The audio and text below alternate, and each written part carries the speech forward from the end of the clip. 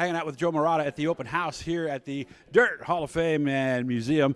And, of course, Joe Marotta has been working in racing since 1966, 58th year coming up. This was part 2. Joe, how we doing today? Hey, couldn't be better, Doug. So this one we're going to talk specifically about one place, and of course it's a place that a lot of us have some unbelievable memories. Of course, Joe Marotta has a lot more memories of the place than I did, and of course that's the New York State Fairgrounds in Syracuse. You live, about a mile away, something like that? Not well, even? I grew up in Solvay, and I could go up in my backyard and look right down onto the track.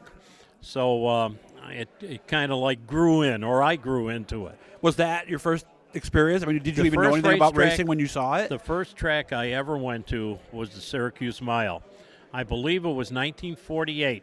My father and my uncle took me, and they ran the AAA champ cars there.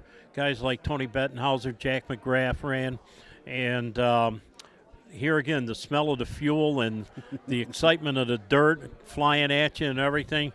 I was hooked. Yeah. I was hooked, and I couldn't wait till the following year to go to another race at Syracuse. So that's all they did back then, was just one time a year? Well, no, they would have that big race. Normally it was the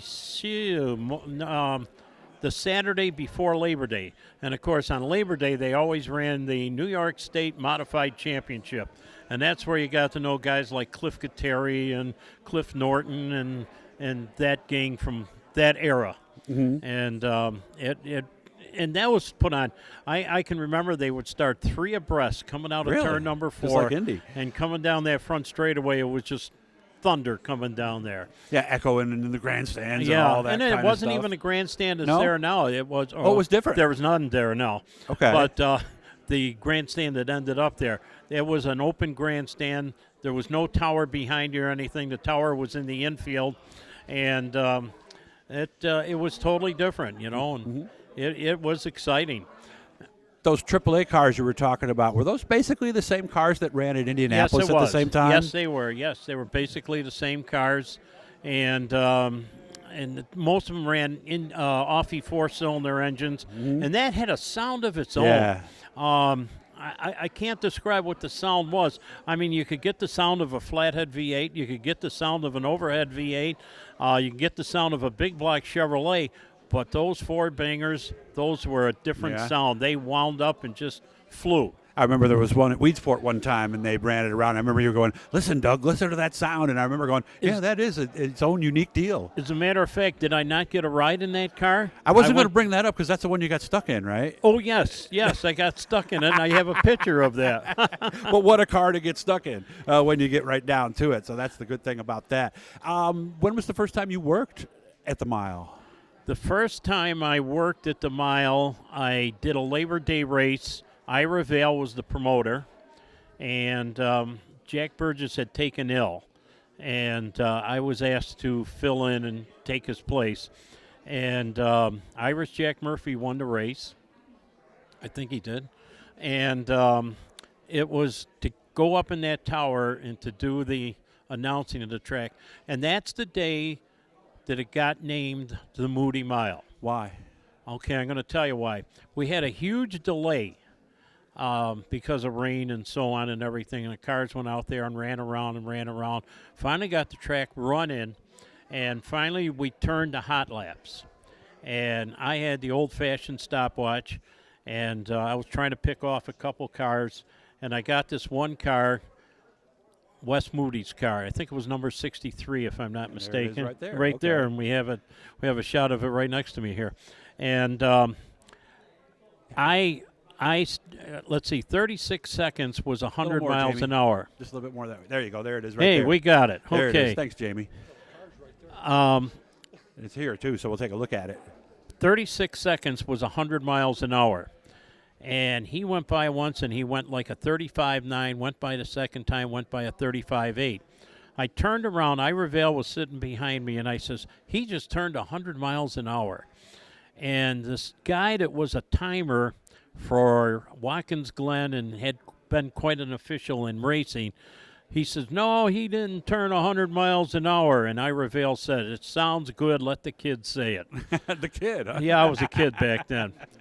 So I announced that wow, for the very first time, a dirt modified turning 100 miles an hour here at the Syracuse Mile. Right after that, we took a break. And I went downstairs to walk through the pits to check things out and so on. And Dave Wright, one of the founders of Gator Racing News, came up to me and he says, "Hey, it's now the Moody Mile." And I said, "Really?" He said he turned 100 miles an hour, first one, and it stuck to be the Moody Mile forever. So not like what you guys thought. I know a lot of people thought it was moody, that it was temperamental, No. something like that. It was named after Wes Moody from Saranac Lake, New York. Okay. Later, let's go a little bit to later, like the last few years. What was it about Super Dirt Week that got you the most excited? Super Dirt Week was like the World Series. I mean, or the Super Bowl, or anything that's big. And it just built such a reputation, and it just became great. I mean, a lot of people said, "Oh, it's terrible, that mile. It's terrible to race on and everything." But, boy, they did put some great racing on. Of course, I named a few things. There was always the tricky number 3 turn, going down into turn number 3, the short chute between turns number 3 and 4. And I remember Kenny Tremont came up to me one night, and he says, "Where is the short chute?" And I says, "It's between turns number 3 and 4. He said, "Okay, now I know where the short chute is." Gotcha. So, of course, it really was tricky because I remember the first time, because for a long time, I'll be honest, because I came from other places and I worked the mile. I only saw it from the tower. But I remember the first time walking down the backstretch and going, "This is so super narrow here going into 3. This is going to create problems." And I remember later that race, you had one of those big pileups. It really was tricky. Oh, yeah, and I remember this car behind me in many races, the 8-ball. And Jimmy never won a race, but he was always a top qualifier and always very, very consistent. And I think if he didn't have that tragedy, I think he would eventually won a race at Syracuse. Only 3 minutes left, Joe, in this clip. Any one memory that really grabs you from Syracuse? Well, wow. Of course, there was the night that we had that bad accident. It was a night race coming off of turn number 2, and that kind of just bothered you a little bit, quite a bit. Had to keep going, I remember. Well, we had to take a break because there was the casualty and so on, and we did take a break. As a matter of fact, what we did is it was a 4th of July show. We shot the fireworks off while they were cleaning up the racetrack in the back straightaway. I'm going to tell you, Glenn Donnelly, like him or love him or whatever, he was one of my best friends, and he was quite the promoter. He always had a method of getting the job done, one way or another. Whether it was weather or whether it was a situation on the speedway, he was just an absolute genius of getting that race run and run right. And there are just so many memories down there. And, I live about 1.5 miles from the track, and I go by it probably 5 times a day. And I always have to go and look. And there's no racetrack, no grandstand there anymore. Yeah. And I was there the day they blew it up and everything, and it was like attending a funeral. Yeah, and that's why I didn't go, because I knew I had a chance to go there. I said, well, maybe I'll take some video or something, but it was like, no, I don't want to see this. And so I decided to stay home. And people were celebrating. All the politicians were celebrating. Oh, I can't do that. Yeah, They're smiling as they hit the button, and it's like. Bobby Andrews, before the tower got torn down, Bobby Andrews went upstairs. I mean, it had gotten stripped and the seats ripped out of the grandstand and everything, and he took some great photos, and he sent them all to me, and I do have it, and that is really priceless.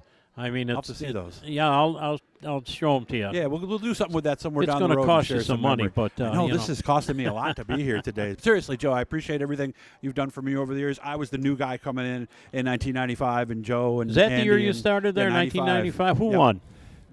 You know me. You couldn't have asked me later that day, and I don't think I could have told you who won. So always, Joe, good spending time with you. We're playing for Barb. We're praying for you guys, and I hope things go well for you. Really, seriously. Thanks you, Joe. Thanks, Doug. You do a great job. Make sure to subscribe, turn on the notifications, all that cool stuff. We'll have more from here in the Hall of Fame.